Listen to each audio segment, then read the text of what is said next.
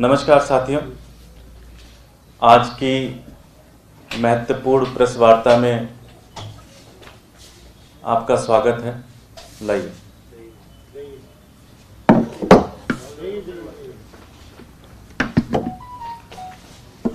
साथियों,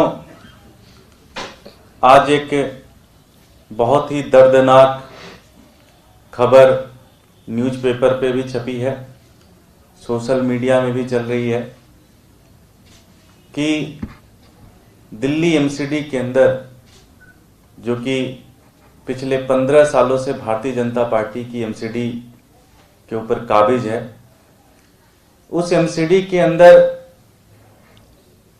टीचर्स को पिछले 4-5 महीने से तनख्वाह नहीं मिली है। उसमें से एक टीचर श्री, नाम लेना ठीक नहीं होगा, हालांकि आपके पेपर में लिखा हुआ है, सिद्धनाथ सिंह जी ने राष्ट्रपति को एक लेटर लिखकर अपील की है कि या तो उन्हें तनख्वाह दे दी जाए या तो उन्हें आत्महत्या करने की परमिशन दे दी जाए।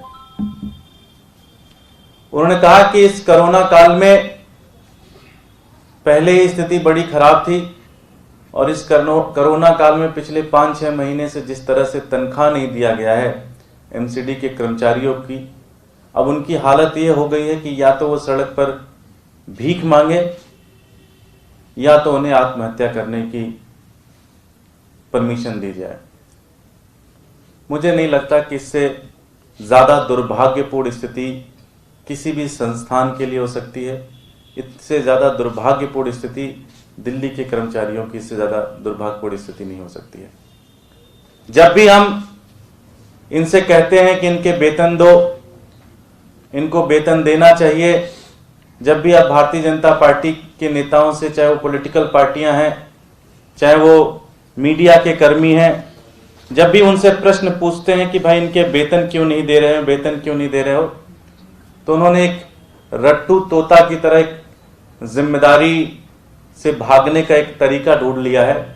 वो हर बार ये कहते हैं कि जी 13,000 करोड़ रुपए चूंकि दिल्ली सरकार ने नहीं दिए इसलिए वो तनख्वाह नहीं दे रहे हैं। साथियों, मैंने पिछले भी कई बार आपसे कहा कि अगर कुछ ऐसी दिक्कत है तो ये कोर्ट क्यों नहीं जाते, ऐसी कोई प्रॉब्लम है तो ये क्यों नहीं उसका एक बार बार होर्डिंग लगाने के बजाय अगर कोर्ट में और जो भारत के संविधान में जो रास्ते बताए गए उसका एक तरीके से उस रास्ते को क्यों नहीं अपनाते। साथियों, मुझे पता है कि बहुत सारे लोगों के मन में इस बात का कंफ्यूजन भी होता है कि कहीं कुछ बकाया तो नहीं, कुछ बकाया तो नहीं, कुछ बकाया तो नहीं। साथियों, जब से ये सैलरी का इशू, वेतन का इशू चल रहा है, तो एमसीडी कर्मचारियों का एक यूनियन कोर्ट के अंदर गया हुआ है और उसके ऊपर पिछले 5 नवंबर को और 16 दिसंबर को कोर्ट के 2 ऑर्डर आए हुए हैं जो कि सैलरी के ही इशू पर हैं। और इस दोनों ऑर्डर को मैंने कम से कम 20 से 25 बार पढ़ा और इसकी एक कॉपी मैं सभी अपने मीडिया के साथियों को भी दे रहा हूं। इस कोर्ट के ऑर्डर में कहीं ऐसा लिखा नहीं हुआ कि दिल्ली सरकार को कुछ भी रुपए एमसीडी को देना है। इस देश के अंदर कोर्ट से बड़ी चीज तो होती नहीं है, कोर्ट से बड़ा कोई भी संस्थान नहीं है, हाई कोर्ट से बड़ा कोई संस्थान नहीं है। इस कागज में लिखा हुआ है कि दिल्ली सरकार का एक भी रुपए कहीं पे कोई बकाया नहीं है। दूसरी चीज कि उसमें एमसीडी का भी वकील होता है, दिल्ली सरकार का भी वकील होता है, कर्मचारियों का भी वकील होता है। पूरी कन्वर्जेशन मैंने पढ़ ली, पूरी की पूरी हियरिंग मैंने देख ली। किसी भी एमसीडी के वकील ने भी, भारतीय जनता पार्टी की एमसीडी का जो वकील होता है उसमें जो पेश होता है, उसने भी कहीं पे ये बात ही नहीं रखी कि उसके कुछ पैसे 13,000 करोड़ रुपए बकाए हैं। तो इसका मतलब कि ये सारा का सारा जो पूरी तरह से पोस्टर, होर्डिंग, धरना का जो एक काम चल रहा है, ये पूरी तरह से एक ड्रामा है, एक क्रिमिनल एक्ट है, एक जो 6-6 महीने से सिद्धनाथ सिंह जी के परिवार को क्या जवाब देंगे आप कि आपकी तनख्वाह तो थी मेरे पास, लेकिन चूंकि मुझे राजनीति करनी थी, दिल्ली सरकार को बदनाम करना था, मुद्दे से भटकाना था कि कहीं जनता में 2,500 करोड़ रुपए की जो लूट की है भारतीय जनता पार्टी ने, उसके ऊपर कहीं चर्चा ना हो, उस चर्चा को किसी तरह से भटकाएं। दिल्ली के अंदर जो साफ सफाई का बुरा हाल है, उस चर्चा से कहीं ध्यान हटकाएं।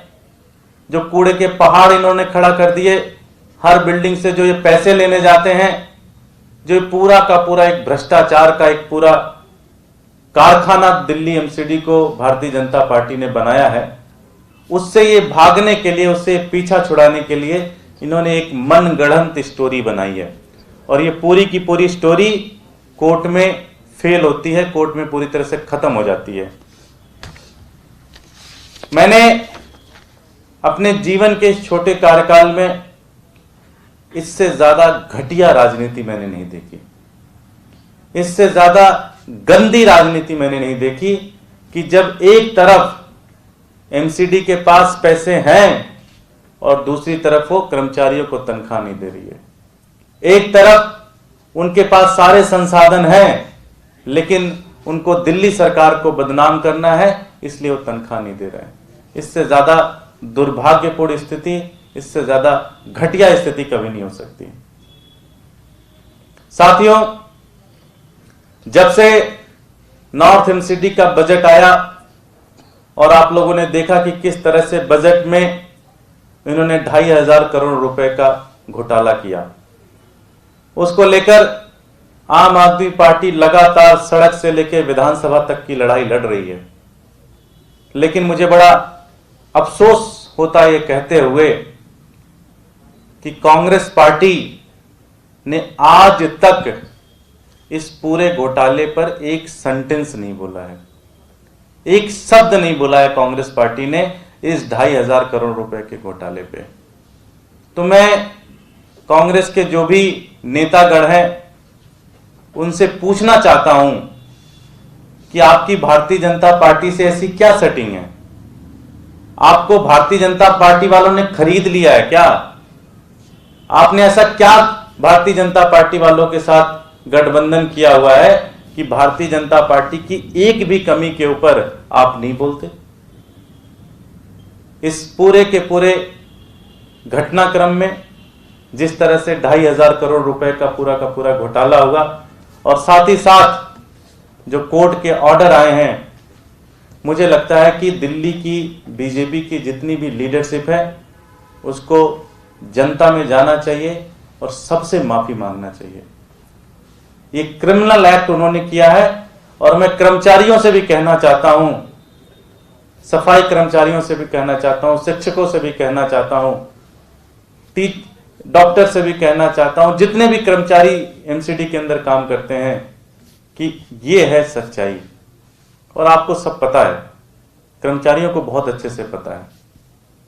मैं अपील करूंगा दिल्ली की जनता से कि भारतीय जनता पार्टी के नेताओं के ऊपर दबाव बनाए, जिससे से जल्द एमसीडी के कर्मचारियों की तनख्वाह रिलीज करें। बहुत बहुत धन्यवाद। 13 दिन से ज्यादा वक्त हो गए हैं